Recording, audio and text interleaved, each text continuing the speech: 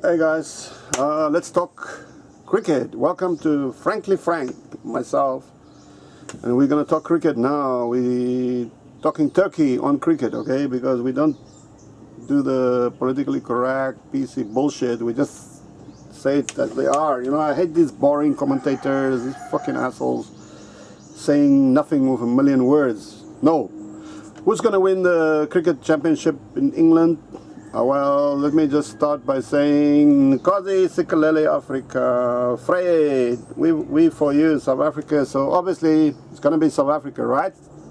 We all agree, right? South Africa is going to win. Now, let's see, who are the other contenders? Well, okay, we'll get there soon. Now, yesterday's game, South Africa, Sri Lanka, the first game. By the way, Bangladesh did really well against England. I see Bangladesh as the biggest dark horse, you know, and then obviously New Zealand is another dark horse, but they're not really a dark horse, or are they a dark horse? Anyway, South Africa, Sri Lanka, for me the biggest and most positive, my man of the match for this game was JP Duminy. You know, a lot of fucking haters in South Africa, people with this skin color, any player that's slightly darker than them, they always talk shit, you know, and so that was great for me to see yesterday. Man of the match was Imran Tahir, and a Muslim, by the way. I'm not a Muslim, I don't give a shit about any religion, but I'm just saying, Amla, another Muslim, who got 100, and then the best all-round player was JP Duminy. Great, Duminy was fucking great, he was excellent. He scored those really killer runs at the end very quickly, very innovative, and the only problem was he should have gone in before Miller. Miller has his place in the team, but he has nowhere near the skills of Duminy. I mean, he's just a bludger or bludgeon. He uses the bat like a hammer, right? And so, you know, a hammer is there to nail down nails, hammer down nails. So, you know, it's a very one-dimensional tool, hammers. And then Miller is a one-dimensional batsman. Duminy is an artist, you know. I mean, look at yesterday. He found those gaps. He played.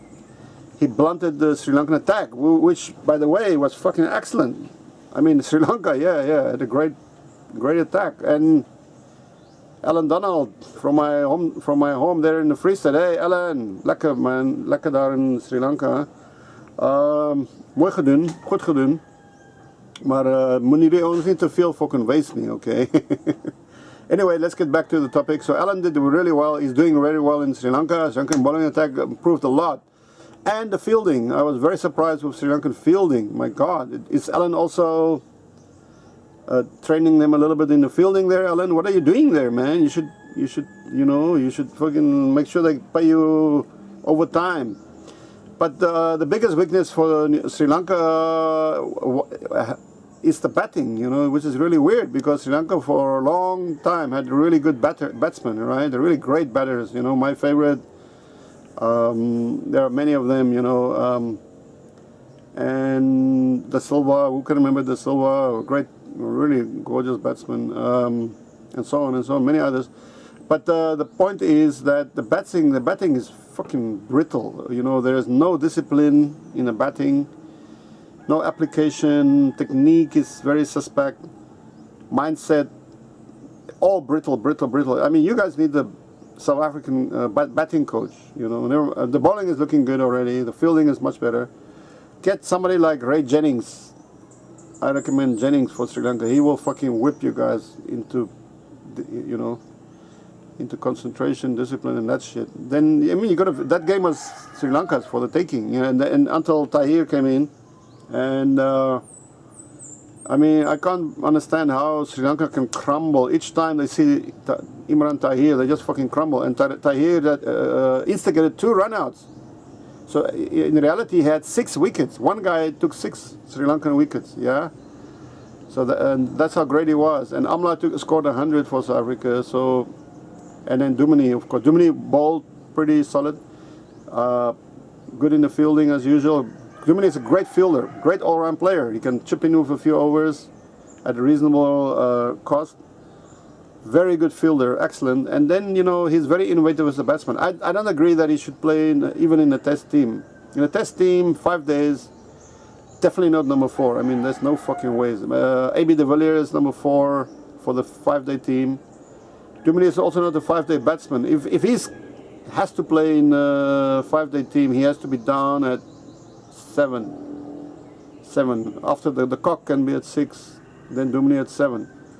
Or okay, whatever, you know. I mean, I don't think, I think he's finished in a 5-day team anyway. But for a 1-day team and a T20s, Duminy is still the man. So what's going to happen tomorrow? You know, the India and Pakistan. I just took a very quick look at the team sheets, and I don't think either of these teams are going to make it to the final. No way. I'm going to bet money on that because the bowling is not good enough. The batting is going to be the main difference between these two teams, and I think India has a slight advantage there, depending. So who's going to win? It's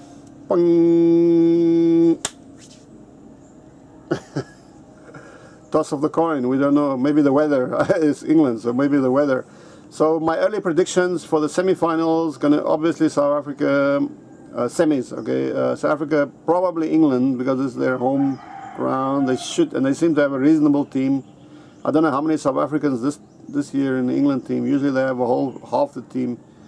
I would go for New Zealand. Personally, I would really like to see Bangladesh in the semi-final. So Bangladesh, try your best. Bangladesh or West Indies, either of these two. So my early predictions going to be that. India, Pakistan, Sri Lanka. Sorry guys. Let's see after tomorrow's game, Pakistan and India. Okay, I want to take a closer look at what's available there. Okay guys, so there you got it here, straight from Frankly Frank, the truth as it is, okay? Amandla! Let me switch this off.